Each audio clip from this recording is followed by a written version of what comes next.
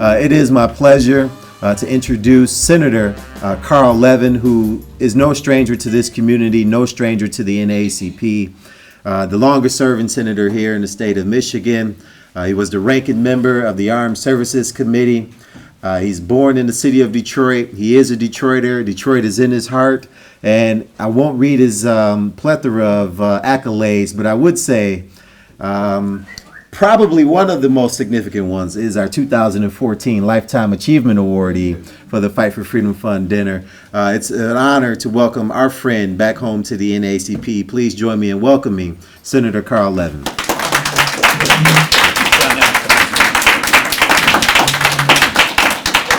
Thank you. Thank you.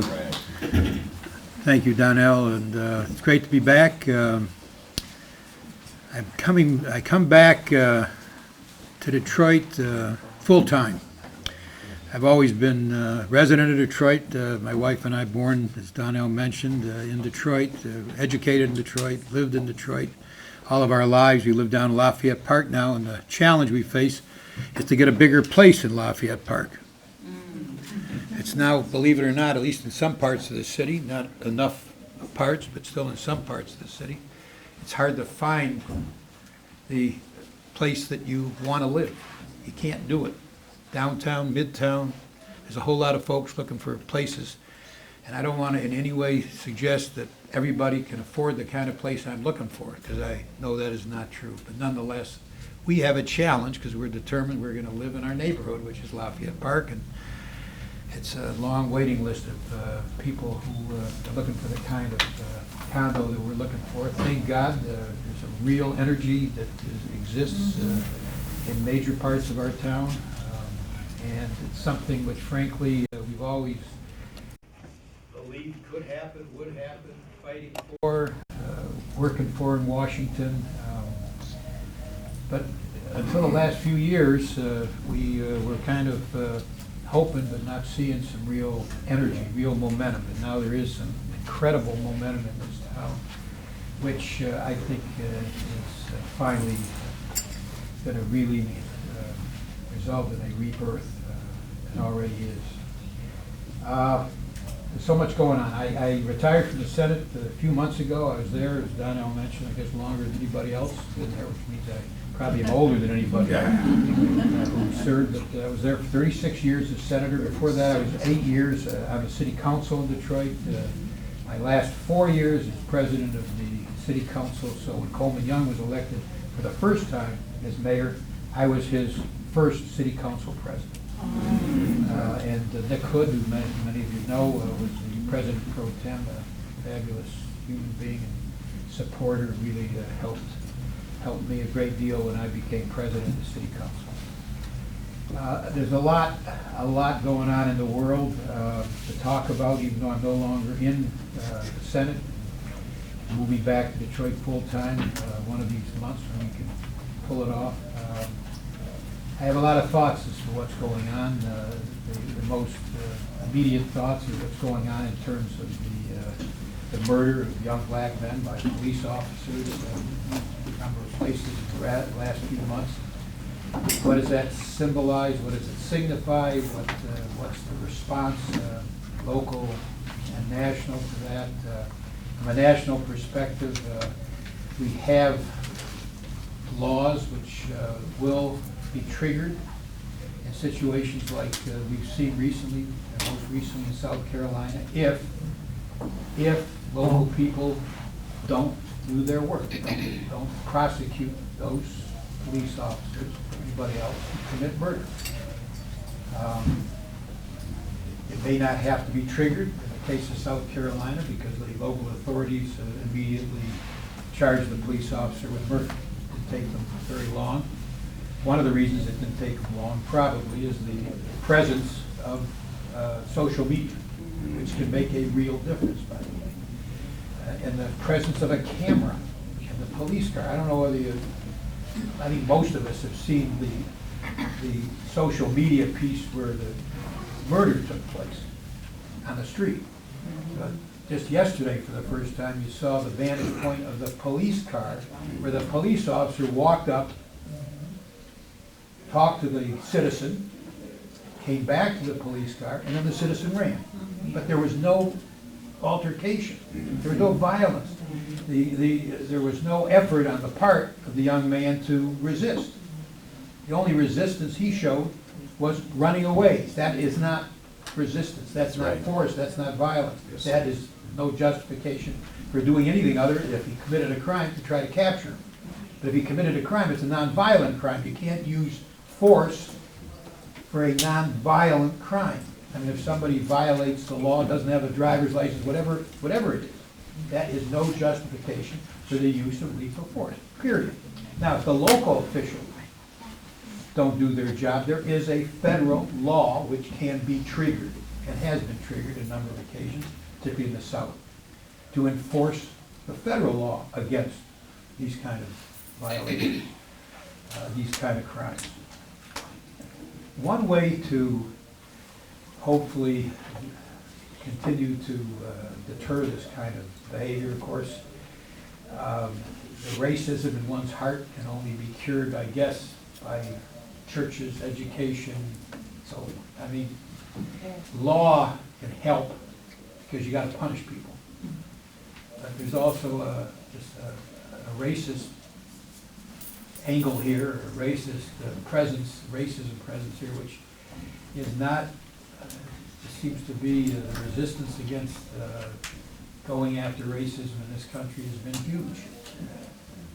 I was the first attorney for the Michigan Civil Rights Commission when it came into existence in 1963. We had our first big battle with Mayor Hubbard.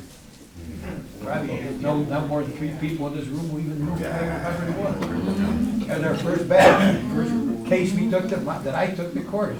Their lawyer was against Mayor Hubbard. We had a bulletin board, looked something like this, and every picture he could find of an African American doing something bad, he would take the picture and put it on a bulletin board on public property. Not in his personal office, by the way. That's a very important distinction. You want to be a racist, do it in your own home. Don't inflict it on the public and public property. At any rate, that was the first thing. But the kind of racism that we saw then is similar to the same kind of arguments that we hear now about public accommodations. This has to do with gay people, for instance. The guy he runs a bakery, says, I'm not going to bake a cake for a same-sex wedding. Okay, he's holding himself out to the public. He's in a business. He doesn't have to bake a cake for his black neighbor if he doesn't want to. If he wants to be a bigot, that's up to him. But he can't impose that bigotry on the public at a public place.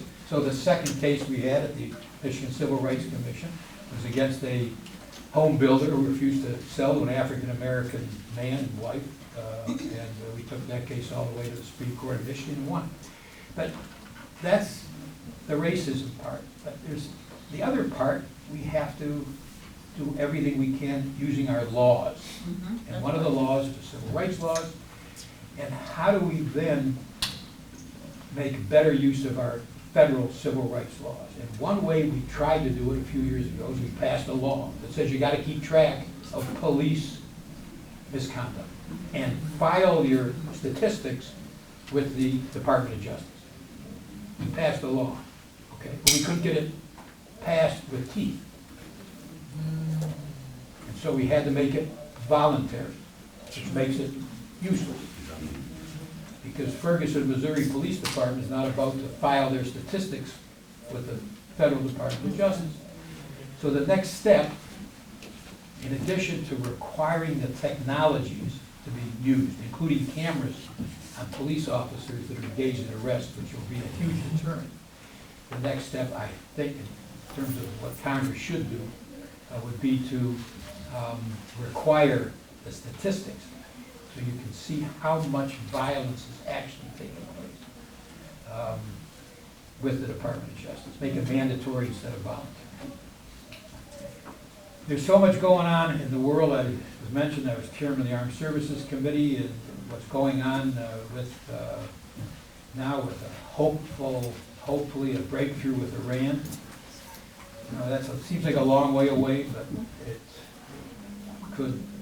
If the president can succeed in what he's doing, and God bless him for trying, by the way, and trying to have a different relationship with Iran or with Cuba or whoever, let's say Iran, will make the world a safer place for my grandkids and your grandkids and so forth. I mean, these are huge issues in terms of peace. The effort to get Iran on a different track so it's not moving towards a nuclear weapon will make, it'll take us time, but it'll make the world, the Middle East, a safer place. And the automatic attacks on the president, because he's trying to work out, negotiate something with a country that supports terrorism. But still, to sit down and negotiate with that country is an historic move on the part of President Obama, just the way it was moving towards a relationship with Cuba. I don't like what the Cuban government does either in terms of human rights. That's no reason you don't talk to people, you don't travel there, you don't communicate, you don't connect the best that you can, and hope over time that people will change and their human rights behavior will be better. The attacks on this president are unique. I was just saying here at lunch, I never remember, ever, with past Republican presidents, Democratic attacks personally on those presidents. I never remember Democratic attacks when a president was out of the country, by the way, which Republicans do, even though President Obama's around the world. These attacks don't stop, which weakens us in the world, because if our president is being attacked back home and being stymied and thwarted on everything he does back home, including trying to negotiate a deal with Iran, the perception of us in the world is that we are divided and that we aren't speaking with one voice of a president who was elected by the people. That's right. It's unseemly is a much too modest word as to what some of these folks are doing. Now, I'm going to end with this because I want you to have a few minutes at least for questions. Hey, Reverend. You missed the best part of my speech. You've heard it all before anyway.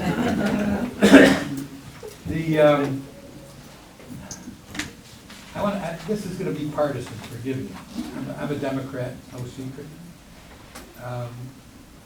What I see with some of these new Republicans, I'll call them Tea Party Republicans, is beyond anything that I've ever seen. The refusal to compromise, using the idea of compromise as a dirty word.